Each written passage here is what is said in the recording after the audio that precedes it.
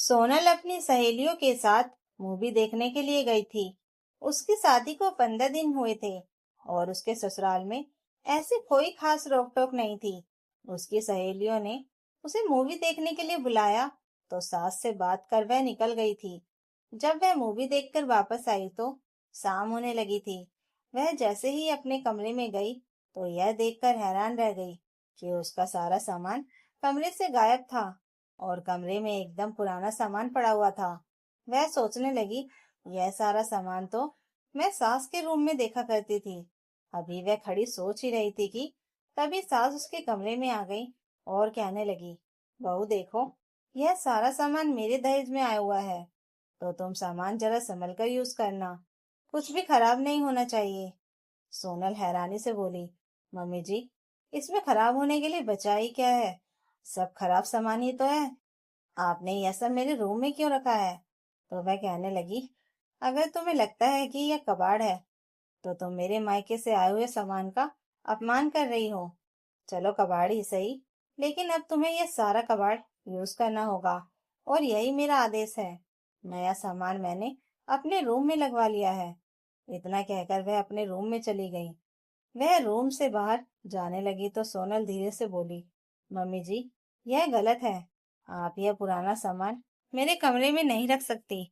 तब सास मुंह बनाते हुए कहने लगी, बहू, तुम्हारा कमरा भी मेरे ही घर का हिस्सा है, तो मैं अपने दहेज में आया सारा पुराना फर्नीचर तुम्हारे कमरे में ही रखूंगी। जंग लगी पुरानी अलमारी और पुरानी फफूंद लगी लकड़ी की चौकी से सोनल को कमरे में घुटन सी महसूस होने लगी। उसका मन उछट गया। थोड़ी देर के बाद उसका पति रोहन ऑफिस से आया तो उसने रोहन से कहा, यह सब क्या है? मम्मी जी को अगर नया सामान चाहिए तो वह भी ले सकती हैं। अगर उन्हें मेरे मायके से आया हुआ सारा सामान भी चाहिए तो वह रख लें। हम लोग दूसरा सामान खरीद लेंगे। मैं यह पुराना सामान यूज नहीं कर सकती। मुझे तो सांस लेने में भी दिक्कत होने लगी है। रोहन परेशान सा अपनी माँ कमला जी के कमरे में गया और कहने लगा, माँ, यह सब क्या है? आप क्या कर रही हो? अभी अभी मेरी नई नई शादी हुई है। घर में इस बात पर हंगामा हो जाएगा तो लोग क्या कहेंगे? कमला जी कहने लगी, तो मुझे क्या बोल रहा है? यह घर मेरा है, तो मैं अपनी मर्जी से सामान कहीं भी रखूंगी। तू अपनी पत्नी को समझा। रोहन हक्का बक्का रह गया कि माँ को क्या बोले। शाम को जब महेश जी ऑफिस से घर आए तो रोहन बाहर बरामदे पर बेचैनी से टहल रहा था। बेटे को इस तरह परेशान होकर चक्कर काटते देख महेश जी हैरान रह गए। जब वे वहां पर पहुंचे तो बेटा दुखी स्वर में बोला, पापा देखिए, माँ घर में क्या कर रही हैं। अपना सारा पुराना सामान उन्होंने मेरे कमरे में रखवा दिया है और वह कह रही हैं कि यह सारा सामान बहू यूज करेगी। अब आप ही कुछ करिए, ऐसे कैसे काम चलेगा? महेश जी का मन भर आया, उनकी आंखें भर आई। बरसों तक वह भी इस पीड़ा को झेल चुके थे। उन्होंने बेटे के कंधे पर हाथ रखते हुए कहा, बेटा, तू परेशान मत हो। जब तक मैं जिंदा हूँ तुझे ऐसी स्थिति में फंसने नहीं दूंगा। तुझे पता है, जब मेरी नई नई शादी हुई थी तो ऐसे ही मेरी माँ भी मेरी पत्नी को परेशान करने के हजार तरीके ढूंढती थी। उस वक्त मैं भी ऐसे ही पत्नी और माँ के बीच में उलझा हुआ सा महसूस करता था कि मेरा साथ देने वाला तो कोई नहीं है, लेकिन मैं तेरा साथ दूंगा। मैं तेरी माँ को सबक सिखाऊंगा, तो चिंता मत कर। इतना कहकर वह घर के भीतर चले आए। रोहन सोचने लगा कि अब पिताजी क्या करेंगे। वह भी पीछे पीछे घर के भीतर आया और हॉल में सोफे पर बैठ गया। महेश जी अपने कमरे में पहुंचे और सारा नया सामान देखकर खुशी से बोले, वाह, तो आज तुमने ठान ही लिया कि अपने मायके से आया हुआ सामान हटाकर नया सामान यूज करना है। तो कमलाजीत इतराते हुए बोली, हाँ, क्यों नहीं। बेटे की शादी में इतना नया नया सामान आया तो मैंने सोचा क्यों ना घर में थोड़ा बदलाव कर लिया जाए। वह मुस्कुराते हुए बोली, यह तो बहुत अच्छी बात है, लेकिन पुराने सामान का क्या किया तुमने? उसे संभाल कर तो रखा है ना? तो वह कहने लगी, हाँ, मैंने सारा सामान बहू के कमरे में सेट करवा दिया है। अब बहू ही सारा सामान यूज करेगी। यह सुनकर महेश जी को जोर से ठहाका लगाकर हंस पड़े। उन्हें इस तरह हंसते हुए देखकर कमला जी चौंक गई और कहने लगी, क्या हुआ जी? मैंने कोई मजाक कर दिया क्या? महेश जी कहने लगे, मजाक नहीं तो और क्या है। जब तुम इस घर में बहू बनकर आई थी तो तुम्हारे मायके से आया हुआ सारा सामान मेरी माँ ने अपने रूम में रखवा लिया था। तब तुमने कितना लड़ाई झगड़ा किया था। अकड़कर सारा सामान अपने रूम में लेकर आई थी। तुम्हारा कहना था कि मेरे मम्मी पापा ने बड़े प्यार से मुझे यह सारा सामान दिया है, तो मैं इन सारे सामानों से इतना जुड़ाव रखती हूँ कि इन सामानों के खराब हो जाने के बावजूद इन्हें बदलने तक को तैयार नहीं हूँ। और आज जब बेटे के ससुराल से प्यार से सामान भिजवाया गया है, तो वह तुम खुद ही यूज करोगी। यह मजाक नहीं तो और क्या है। यही काम जब मेरी माँ ने किया था, तब तो तुम्हें कितना बुरा लगा था। और आज तुम वही सब बहू के साथ कर रही हो, तो तुम्हें अच्छा लग रहा है। इतने सालों से मैं कह रहा था कि सारा पुराना सामान हटा दो, तो मुंह फुला लेती थी। तुम यह सामान हटाना ही नहीं चाहती थी, और आज तुमने सारा सामान बहू को दे दिया। बहू अब पुराना सामान यूज नहीं करेगी। यह सारा सामान मैं वापस बहू के कमरे से हटवा रहा हूँ, और वह कबाड़ घर से बाहर करवा रहा हूँ। तुम्हारे लिए नया सामान आएगा, और वह भी आज ही। यह सुनकर कमला जी हैरानी से बोली, तो क्या बहू के सामने आप मुझे नीचा दिखाएंगे? मेरी कोई इज्जत है या नहीं? महेश जी गुस्से में बोले, अपनी इज्जत अपने ही हाथ में होती है। कमला, तुम्हें पहले ही अपनी इज्जत का ध्यान रखना चाहिए था कि बहू तुम्हारे बारे में क्या सोचेगी। कहीं ऐसा ना हो कि सामान तो तुम्हारा नया और पुराना इसी घर में रह जाए, और बेटा बहू ही घर से निकल जाए। अरे, तुम्हें पता है ना कि जब हमारी नई नई शादी हुई थी, तब मैं माँ और पत्नी के बीच किस तरह पिस जाता था। क्या तुम चाहती हो कि हमारा बेटा भी वही सब झेले? तुम कैसी माँ हो जो अपने बेटे की खुशियों में आग लगाने की कोशिश कर रही हो?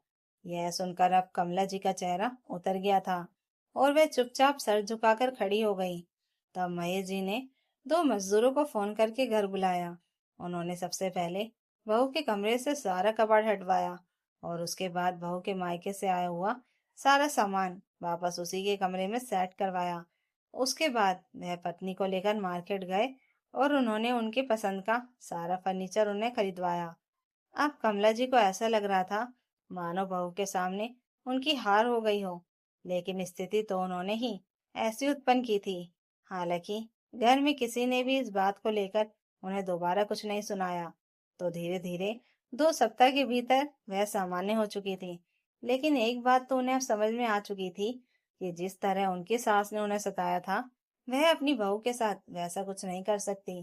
क्योंकि एक तो बहू खामोश रहने वाली नहीं थी, दूसरा उनके पति अब इन सब में साथ देने वाले नहीं थे, और तीसरा इससे उनके बेटे को भी तकलीफ ही पहुंचने वाली थी। इसलिए उन्होंने भी शांत रहना सीख लिया था। लेकिन इसका मतलब यह बिल्कुल नहीं था कि कमला जी के मन में कोई बदलाव नहीं आया। अब वह हर बात को समझदारी से देखने लगी थी। पहले जहाँ वह छोटी छोटी बातों पर बहू सोनल को टोक देती थी, अब वही बात सोचकर रुक जाती थी कि कहीं इससे घर का माहौल खराब ना हो जाए। धीरे धीरे उन्होंने महसूस किया कि बहू को अपनाने से में ही घर की असली खुशी छिपी है। एक दिन सुबह सुबह सोनल रसोई में काम कर रही थी। कमला जी चुपचाप आकर दरवाजे पर खड़ी हो गई, और उसे ध्यान से देखने लगी। सोनल बिना कुछ कहे सबका नाश्ता तैयार कर रही थी। उसके चेहरे पर कोई शिकायत नहीं थी, बल्कि वह पूरे मन से अपना काम कर रही थी। यह देखकर कमला जी के मन में हल्की सी ग्लानि हुई। उन्हें एहसास हुआ कि जिस लड़की ने इस घर को अपनाने की पूरी कोशिश की, उसी के साथ उन्होंने शुरुआत में गलत व्यवहार किया। थोड़ी देर बाद कमला जी आगे बढ़ी और बोली, सोनल, आज तुम बैठ जाओ, मैं नाश्ता बना देती हूँ। सोनल हैरानी से उनकी तरफ देखने लगी, क्योंकि ऐसा पहली बार हुआ था। वह मुस्कुराते हुए बोली, नहीं मम्मी जी, मैं कर लूंगी। लेकिन कमला जी ने प्यार से उसका हाथ पकड़कर कहा, अब मुझे भी कुछ करने दो। आखिर यह घर सिर्फ तुम्हारा ही नहीं, मेरा भी है। उस दिन के बाद से घर का माहौल पूरी तरह बदलने लगा। कमला जी अब हर बात में सोनल की राय लेने लगी। कभी बाजार जाना होता तो उसे साथ लेकर जाती, कभी उसके लिए उसकी पसंद की चीजें बनाती। सोनल भी यह बदलाव देखकर खुश थी, और उसने भी दिल से सास को अपनाना शुरू कर दिया। रोहन और महेश जी यह सब देखकर संतुष्ट थे। उन्हें महसूस हुआ कि घर में शांति बनाए रखने के लिए समझदारी और समय पर लिया गया सही निर्णय कितना जरूरी होता है। एक दिन पड़ोस की औरतें घर आईं। बातचीत के दौरान उन्होंने कमला जी से पूछा, आपकी बहू कैसी है? पहले जहाँ कमला जी बहू की छोटी छोटी कमियां गिना देती थीं, वहीं आज उन्होंने गर्व से कहा, मेरी बहू बहुत अच्छी है, घर को बहुत अच्छे से संभालती है। यह सुनकर सोनल की आंखों में खुशी के आंसू आ गए। समय के साथ साथ दोनों के रिश्ते में एक नई मिठास आ गई थी। अब वह सिर्फ सास बहू नहीं, बल्कि एक माँ बेटी की तरह रहने लगी थी। कमला जी को भी समझ आ गया था कि अधिकार जताने से नहीं, बल्कि प्यार देने से रिश्ते मजबूत होते हैं। इस बदलाव ने पूरे परिवार को एक नई दिशा दी। घर में अब ताने नहीं, बल्कि हंसी गूंजती थी। हर सदस्य एक दूसरे का सम्मान करता था और छोटी छोटी खुशियों में भी बड़ी खुशी महसूस करता था। तो दोस्तों, अगर आपको यह कहानी अच्छी लगी हो तो कमेंट करके जरूर बताइएगा, और नई कहानियों के लिए चैनल को सब्सक्राइब जरूर कर लीजिएगा। Thank you for watching.